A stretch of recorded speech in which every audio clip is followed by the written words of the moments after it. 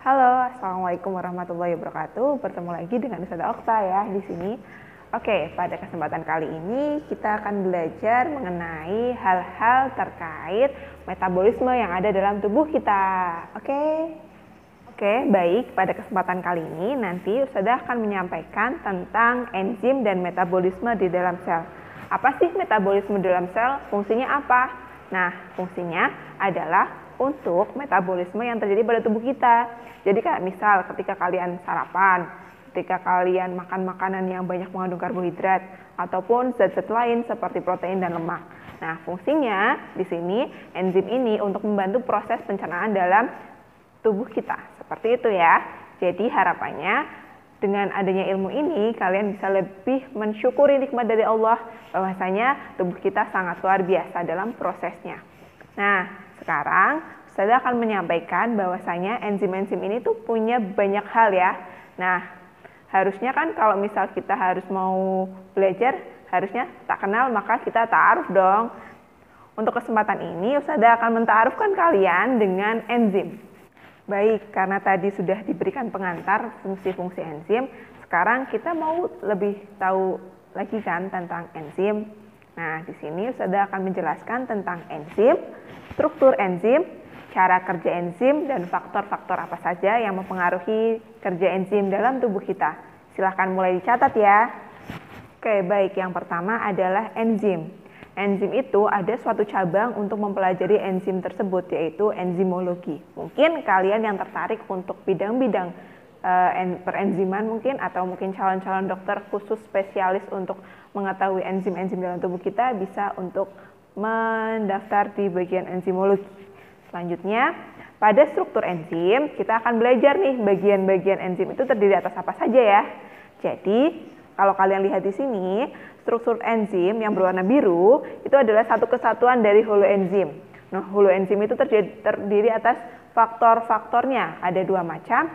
Jadi, di dalam holoenzim terdapat dua hal, yaitu apoenzim dan kofaktor. Apoenzim itu berasal dari protein, sama seperti enzim itu sendiri. Sedangkan kofaktor tersusun atas dua hal, yaitu koenzim dan gugus prostetik.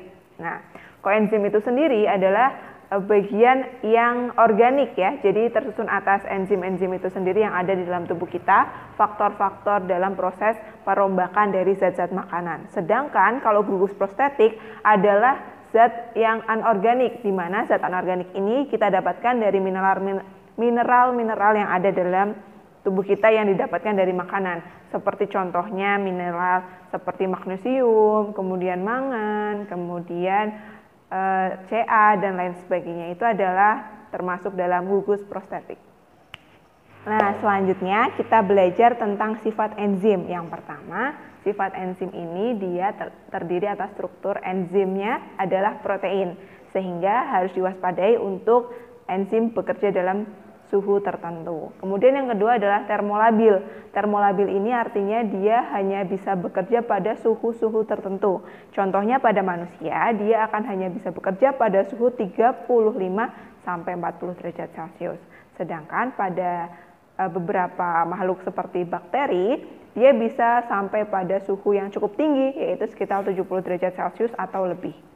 Kemudian yang ketiga, dia sebagai biokatalisator. Artinya, biokatalisator itu sendiri adalah suatu zat biologis yang ada di dalam tubuh manusia yang membantu dalam proses perombakan zat-zat makanan, sehingga nantinya sari-sari makanan yang kita konsumsi bisa diserap oleh tubuh.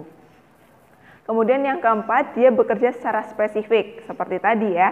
Jadi, hanya enzim-enzim glukosa yang bisa memecah glukosa, dan hanya enzim-enzim protein yang bekerja untuk protein, dan hanya enzim lemak yang bisa untuk memecah lemak. Seperti contohnya, pada saat kelas 11 kemarin kita sudah belajar beberapa enzim ya. Masih ingat ya, enzim lipase. Jadi, enzim lipase itu dia berada di mana? Nah, dia fungsinya untuk apa? Harus ingat kembali ya. Nah, selanjutnya dia bekerja secara bolak-balik atau reversibel.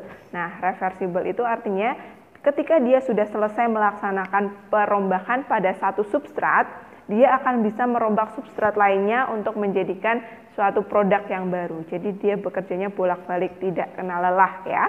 Kemudian yang selanjutnya enzim ini tidak ikut bereaksi dalam proses perombakan. Jadi enzimnya tetap utuh, hanya dari substratnya akan dihasilkan produk. Kemudian selanjutnya, enzim ini memiliki sifat menurunkan energi aktivasi. Artinya apa? Dalam proses pencernaan tubuh kita, ada suatu reaksi yang mana dalam proses perombakan makanan itu membutuhkan waktu yang sangat lama. Nah, dengan adanya enzim ini membantu proses pemecahan zat-zat makanan menjadi lebih cepat dan efisien. Itu artinya sebagai penurunkan energi aktivasi, karena energi yang dibutuhkan pada saat adanya enzim itu lebih rendah dibanding dengan tidak adanya enzim. Nah, selanjutnya kita akan belajar struktur pada enzim. Struktur pada enzim ini tersusun atas dua hal, yaitu sisi aktif enzim dan sisi allosterik. Seperti pada gambar yang kalian lihat di samping, pada gambar enzim yang berwarna biru ini terdapat sisi aktif enzim. Nah, sisi aktif enzim ini akan berikatan dengan substrat. Substrat itu apa? Substrat itu adalah bahan yang akan dipecah oleh enzim. Seperti misalnya glukosa, kemudian ada maltosa, dan lain sebagainya. Kemudian sisi allosterik enzim. Sisi allosterik enzim adalah pada sisi non-aktif pada enzim. Begitu ya, bisa dipahami ya bagian struktur dari enzim. Nah, selanjutnya Ustazah akan menjelaskan tentang faktor-faktor yang mempengaruhi kerja enzim. Yang pertama adalah faktor suhu. Jadi faktor suhu pada enzim adalah suhu yang harus diperhatikan karena enzim itu sendiri adalah berasal dari protein. Gambarannya seperti ini. Kalau kalian pernah memasak telur direbus, dalam waktu 10 menit maka bagian putih telurnya itu akan mengalami beku ya, jadi berwarna putih dan keras. Nah, itu adalah gambaran bagaimana enzim itu terdenaturasi. Nah, bagaimana kalau misal enzim itu terdenaturasi dalam tubuh kita? Kalau sampai enzim itu terdenaturasi dalam tubuh kita, nantinya dia tidak bisa memproses hal-hal yang terkait metabolisme dalam tubuh.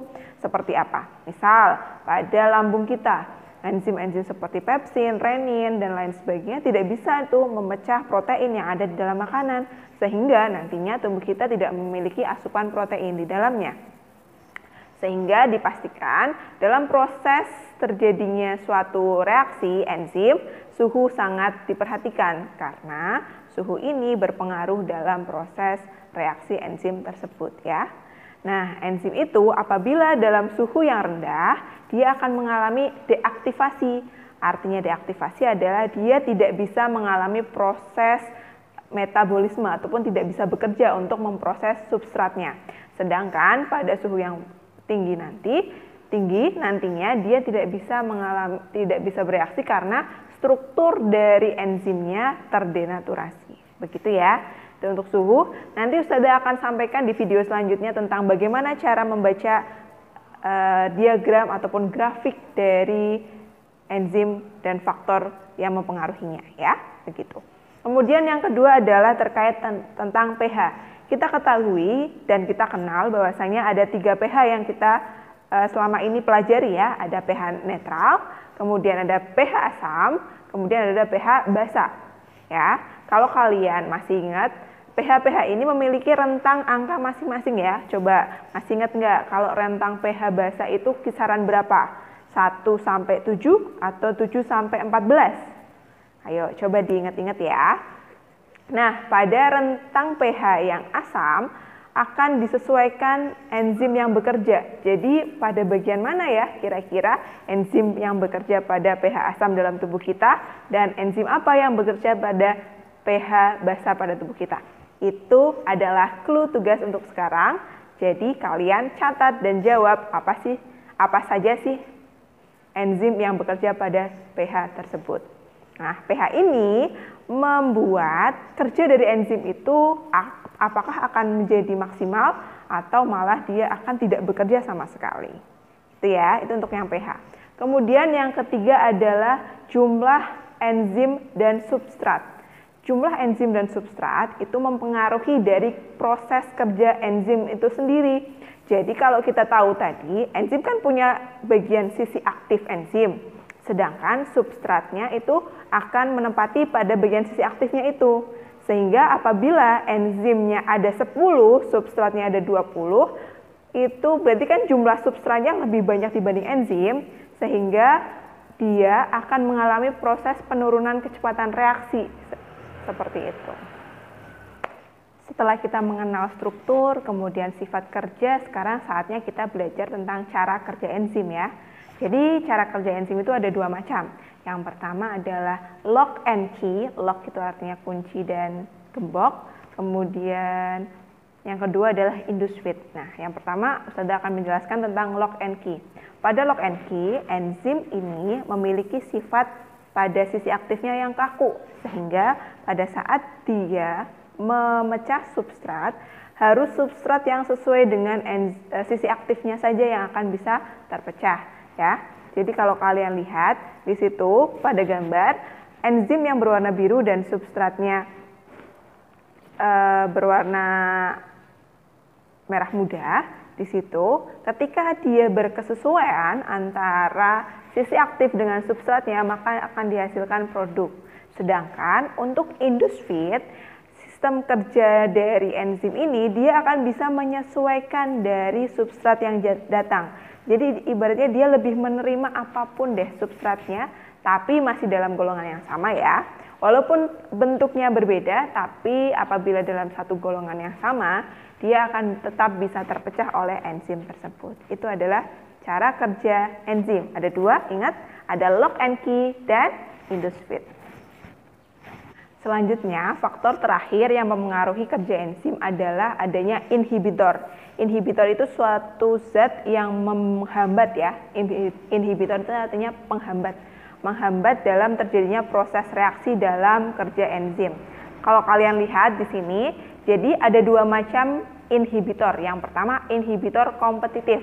Inhibitor kompetitif itu dia mainnya terang-terangan nih, dia akan merebut sisi aktif dari enzim sehingga nantinya substrat yang harusnya dia pecah, dia tidak bisa memasuki sisi aktif enzim tersebut. Nah, pada inhibitor kompetitif ini bisa disiasati dengan memberikan penambahan jumlah substrat nantinya. Karena jumlah substrat itu semakin banyak akan bisa memindahkan si inhibitor kompetitif ini dari sisi aktif sehingga nantinya akan didapatkan produk yang diinginkan.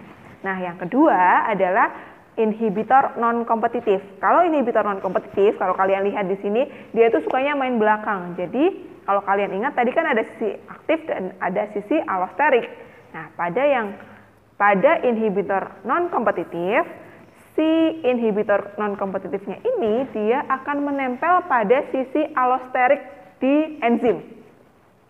Efeknya apa? Ketika dia sudah menempel pada sisi allosteriknya, si enzim ini maksud saya, dia akan mengalami perubahan bentuk dari sisi aktif. Sehingga nantinya substratnya sudah tidak bisa mengenali si enzim itu sendiri. Dan akhirnya mereka tidak dapat menghasilkan produk yang diinginkan. Oke, demikian ya pengertian dan hal-hal terkait tentang enzim. Semoga bisa difahami.